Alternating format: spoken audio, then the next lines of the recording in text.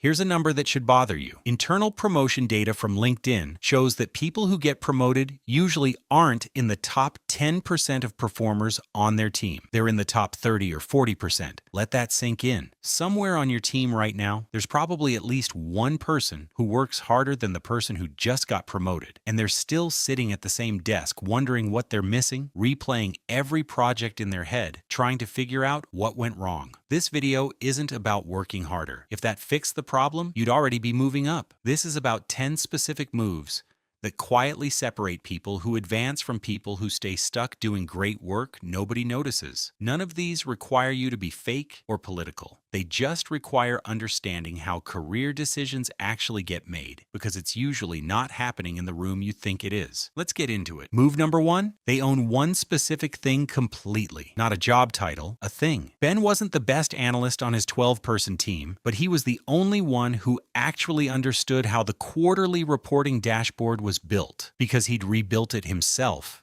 after it broke during a product launch at 2 in the morning while everyone else was asleep. For months afterward, whenever the dashboard glitched or a new hire had a question about it, people just messaged Ben directly instead of opening a ticket. 18 months later, when leadership needed someone to own a company-wide data migration, his name came up automatically before anyone even asked who was qualified. Nobody assigns big opportunities to generalists. They assign them to the person whose name is already attached to something specific. Pick one skill, one system, one process at your company, and become the obvious answer when someone asks, who handles that? Move number 2, they choose their manager before they choose their role. Most people evaluate a job by title and salary. Smart employees evaluate it by whether the person they'd report to actually develops people or just uses them. A manager who fights for their team's raises, pushes their names into rooms, and gives real feedback will do more for your career in 2 years than a 15% raise under someone who doesn't. Before taking a new role internally or externally, ask former reports of that manager one question. Did people who worked for them get promoted, or did they just quietly leave 2 years later? The answer tells you almost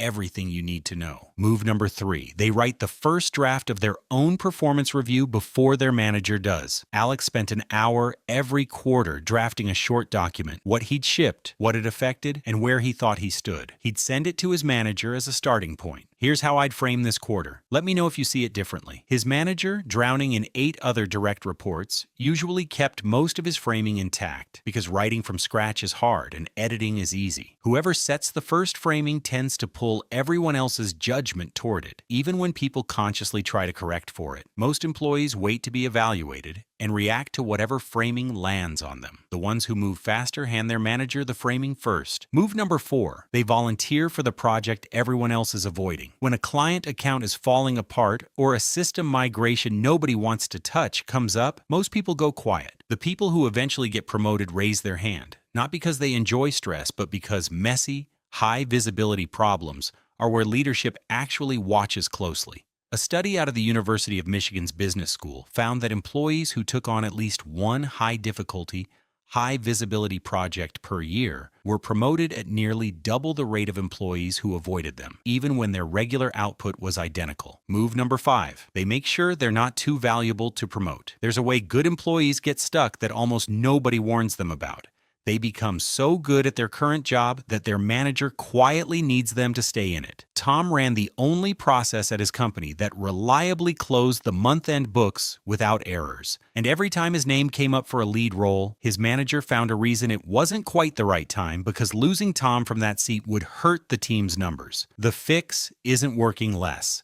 It's deliberately training a backup and telling your manager directly, I'm cross-training Sam on this, so I'm not the single point of failure because I want to be free to take on more. Promotable and irreplaceable are, in practice, opposites. Move number 6, they give credit away loudly and specifically. When a project goes well, the instinct for most people is to talk about their own contribution. The people who build real capital do the opposite. They stand in a meeting and say the analysis Dana pulled together completely changed our approach, and here's exactly why it mattered. This does two things at once. It makes leadership notice you as someone secure enough to elevate others, and it makes the people around you actively want you to succeed because you've already proven you'll share the win instead of hoarding it. Move number 7. They negotiate scope before they accept more work. When a manager says, "Can you also take this on?"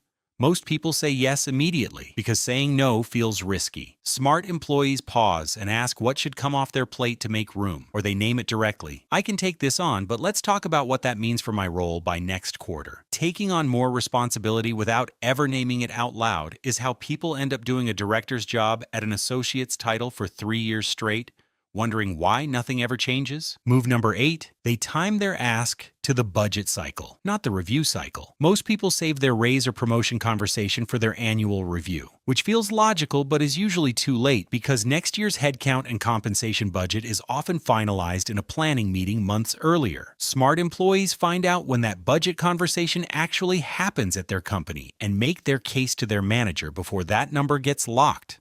Not after. A manager who agrees with you in March but has no budget left in an already approved plan can't do anything for you until the next cycle opens, no matter how much they want to. Asking after the money's already spoken for just guarantees you wait another year. Move number 9. They know their market value and check it periodically, even when they're happy. This isn't about job hopping. It's about occasionally interviewing elsewhere, even for roles you're not sure you'd take, so you actually know what your skills are worth outside your building. Employees who know their external market value negotiate raises differently because they're negotiating from data instead of hope, and it shows in the way they carry the conversation. Staying loyal to a company that hasn't checked whether your pay reflects the market isn't loyalty, it's just not knowing. Move number 10, and this is the one that ties everything together. They ask directly for what they want on a timeline, instead of waiting to be noticed. This is the move most good employees never make because it feels uncomfortable, even arrogant. But sitting down with your manager and saying,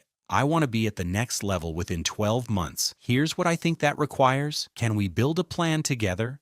changes the entire dynamic. It turns your growth from something that happens to you into something you're actively managing, with a timeline attached instead of a hope. Most people wait to be picked.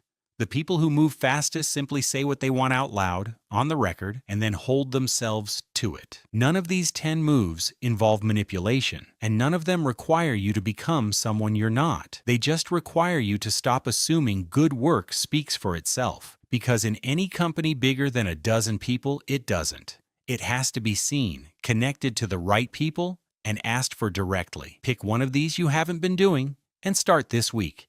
Not after your next review. The gap between the people who stay stuck and the people who move up isn't talent. It's usually just these 10 habits done quietly, on repeat, for long enough that they stop looking like habits and start looking like who you are.